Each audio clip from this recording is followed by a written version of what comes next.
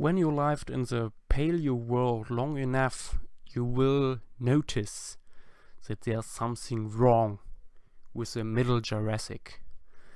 It's basically a time we know very little about. Most stuff we have is very fragmentary, and even marine setting seems to be very poorly preserved. We don't really know what's going on there. It's still one of the big mysteries of vertebrate paleontology, and this gap between the early Jurassic and the late Jurassic, a very important part, especially for dinosaur evolution, is very slowly filled. 2 days ago, a new paper came out about an animal that is very much from this time, from this mysterious time we know so little about. The animal was already named in 2006 by Maganuko et al. And got the name Razanandrongobe.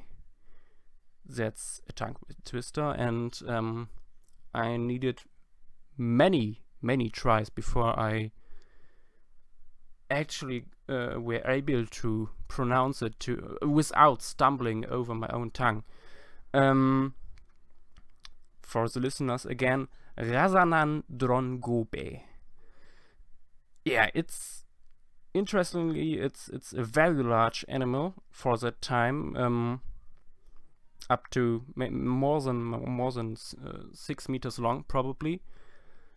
And now we have new material of that animal, mostly a right premaxilla and the rostral half of a left dentary with some teeth. Before that, we had just some teeth and a small, very fragmentary part of a maxilla. Razanandrongobe is crocodilomorph, not a crocodile. So crocodiles are crown group archosaurs, while Razanandrongobe was part of a family clade called Notosuchia, a much more basal group of crocodile-like archosaurs, and this animal is actually the oldest Notosuchian we know to date. I think everything else we know about that group comes from the Cretaceous or material, and this fossil from the Bethonian, the Middle Jurassic, is the first animal that we know from this time, actually, and it's very surprising that it's already this big. So this points to a maybe hidden diversity that we just haven't explored yet. Probably a couple more of these giant animals, and its relatives. Okay, what can we say about Razanandrongobe, which was now redescribed by Cristiano Dal Sasso and his colleagues? It was a very beefy animal. The material we have point to a beast large enough to scare away even the most larger theropods, especially during that time. We can assume that it was that most theropods were still rather small, even so we have now evidences that during the Middle Jurassic the first really large theropods appeared. For example, V. venator from Germany which was described not so long ago. And we have actually very little. I actually found very little about the place Razanandrongobe lived in. It was Madagascar, the Mahajanga region. But so far, but I haven't looked closely yet, really. I found not so much about the environment this animal lived in. Okay, some people will now say, okay, maybe it was semi-aquatic like modern crocodiles, but when we look at the snout of this animal, we can already see that this beast, this monster, had not much in common with our current scaly crocodilians. It was much more robust. The snout was much higher, and this is very consistent with other crocodilomorphs we know, which were actually terrestrial, so hunting and living mostly on land, as far as we know. And among Notosuchians there were some other terrestrial animals, which so it's very likely that Razanandrongobe looked similar in some way, at least. Even thought it was very basal Notosuchian. But that's, yeah, it's the most likely way to reconstruct it in the moment. As you can see here, I draw it together with some prey. That's an Archaeodontosaurus, a basal sauropod, just known from some teeth and parts of a lower jaw.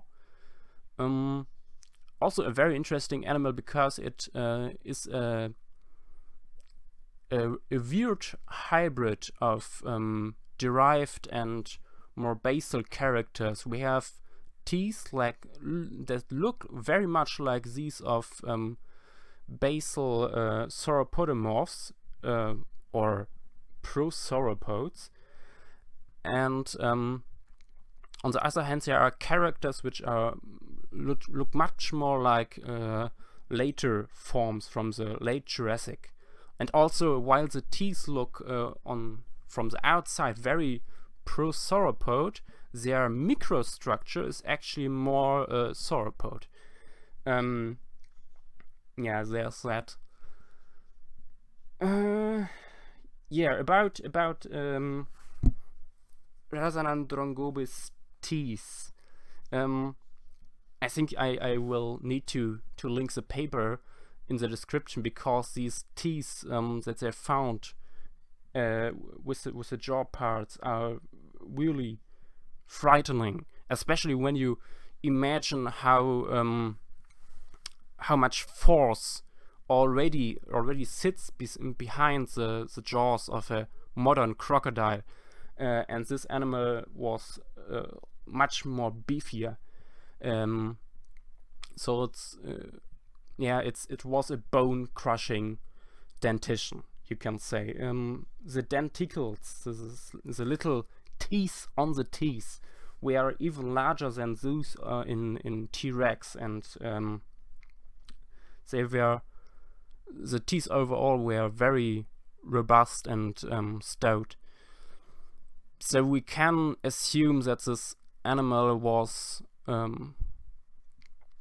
scavenging or actively hunting pretty large and maybe even armored prey.